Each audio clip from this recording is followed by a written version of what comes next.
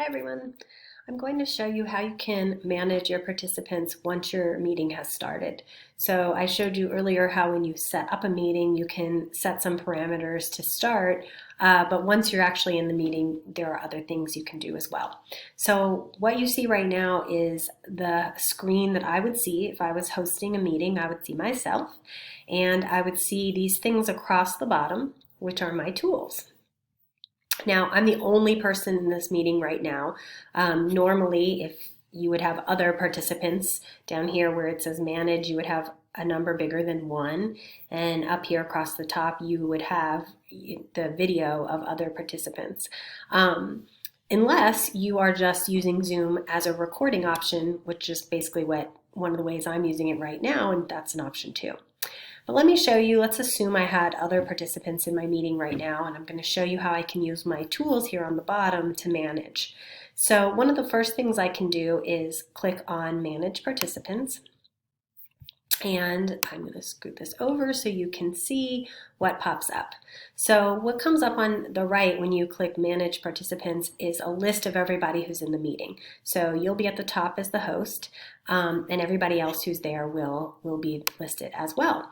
So let's say you're in your meeting. As the host, you can mute everybody. So if you have a whole bunch of kids on and everybody's talking at once and you're asking them to mute themselves, or maybe there's a lot of background noise for somebody and they're struggling to mute themselves, you can just mute them if that's what you want to do. You can also unmute everybody. Additionally, when you have other participants, all of their names will be here, and next to each of them, just like mine, there's the option to mute and unmute. So that works really well if you are actually teaching or doing some kind of share. You can mute everybody, and then you can have people raise their hand when they're ready or put their thumb up. You can see them across the top, and as they're ready, you as the host only can unmute them, so then they can talk or share, and then you can mute them again. So it's a way to manage a discussion with children so that people don't talk over each other. Down here at the bottom, there is this little area that says More, and you can click on that. And let me see if you can see what it says. It kind of goes off of my recording screen here. So anyway, the choices when you click on it are to mute participants upon entry. So that was something you could do when you set up the meeting, but let's say you didn't click that, but now you wish you had. You can go back and you can mute them. So maybe you've started the meeting, maybe you're doing a lesson, and as people come in late, you want them muted. So you can go in here and mute them upon entry, which means as they enter, it's quiet. You can allow them to unmute themselves. Here, let me scoot this down. I think maybe now you can see. It says allow participants to unmute themselves. So this is checked right now. Again, with grown-ups, of course, you would want them to unmute themselves, but sometimes, depending on what you're doing with students, you may unclick that, which means that only you can unmute them. So if you are teaching a lesson and you're posing questions, you can click that just for a short time, and then you can just be the one unmuting people. If you want them to have the autonomy to do it themselves, you can. You would just click this again. Another option is to play an enter or exit chime. That's when someone comes in or goes out of the meeting, it chimes. That can be nice if you're trying to keep track.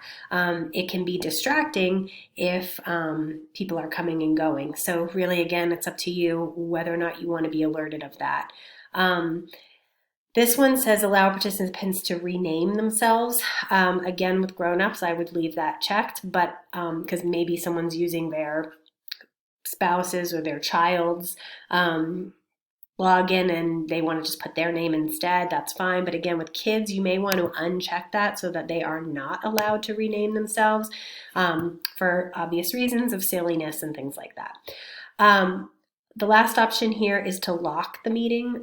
So again, let's say you're teaching a lesson or you're having a really important discussion or you're doing a read aloud and you, for whatever reason, do not want people to join late once it's started, you can go in here and click lock, and then no one else can come in. So it's really like closing your classroom door. Do you want people to be able to come in once you've started or not? So in these early days when things are informal, you probably want people to just come in when they can, but maybe not, maybe you don't.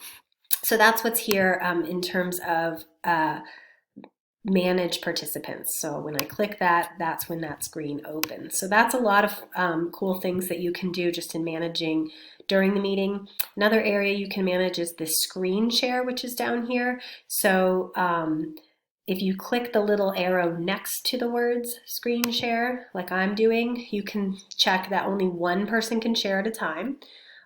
Which is good, keeps things simple. You could click for multiple people to share. So again, if you want, everybody work out this problem and then share it when you have it, and you want everyone sharing it once they have it, then you'll want to click this because you'll want them to be able to all share it as soon as they have it.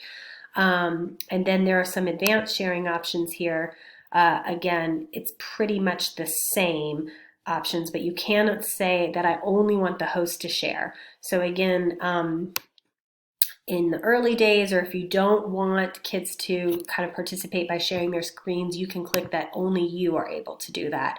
And then if they figure out along the way that they're able to, they actually can't do it. If for some reason you've taught them to do it and you do want them to do it, then you would click all. And once again, if you're with grown-ups, you'd probably want them to be able to do that. So that's another way to manage. And then a third way is here in the chat. So when you click chat, you will see that the chat screen opens up.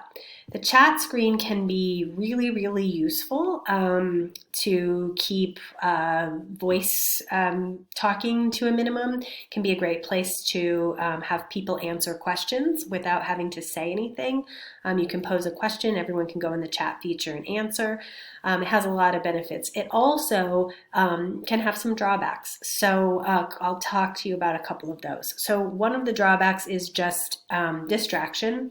If you actually are teaching a lesson and people are asking questions or chatting, even if they're on topic, it's hard sometimes to keep your focus and watch the chat and answer all the questions. So you may say, I'm going to turn the chat off during the lesson part, and then I'm going to turn it back on when I'm finished teaching or something like that. So if you wanted to do that, you could just go to the little three dots here and so I'm going to scooch it over so you can see. Maybe I need to scooch it even more. Sorry about that. You can see here that participants can chat with no one, which is essentially turning it off. Or they could chat just with the host, which could be useful if you don't want the kids chatting with each other. Or they can chat with everyone, but only publicly, which means everybody will see what they write. And maybe that's fine with you. And the last one, which is currently checked, which is they can chat with everyone publicly, or they can choose one person and just chat with that person. So again, grown-ups, good idea probably. With kids, maybe not such a good idea because you can't monitor what one kid is saying to another kid, and that's probably not a great idea. So that may be something that you consider when you start your meeting, to go in immediately and unclick that they can chat privately.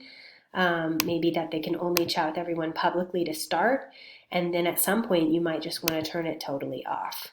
So that's another way to manage your participants. The last thing that I will show you, I'm going to close the chat here. The last thing that I will show you, well, two things I guess, is this record option. So again, we had that choice when we set up the meeting to record it automatically. I don't usually like to do that unless I know that I need every meeting recorded. If I'm with kids, I don't usually record it automatically because I may choose not to, but you can always choose to record it onto your computer. It records into an MP4 file or onto a cloud of some sort. So you can just click that anytime you start recording. So I could start recording and I can pause it at any time or stop it at any time. So that's the recording. And then last is reactions. Basically, there's just two. People can give a thumbs up, people can clap. It's a nice way, just like when you're teaching, to allow kids to non-verbally respond to something. So if you want them to vote, if you want them to indicate something, they could put the thumbs up, or they're ready, they could put their thumbs up. If they liked something, they can clap. They could clap for each other if they're doing a share, which is kind of nice. So these are all things you can use to manage your participants. If you need to step away at some point, you can always stop your video like this, or for whatever reason you don't want to be seen, you can start it up. You can always mute yourself if someone else is talking or something noisy starts happening in the background for you, you can always mute yourself as well. So these are the ways here to manage what goes on in your meeting when you are the host. Okay.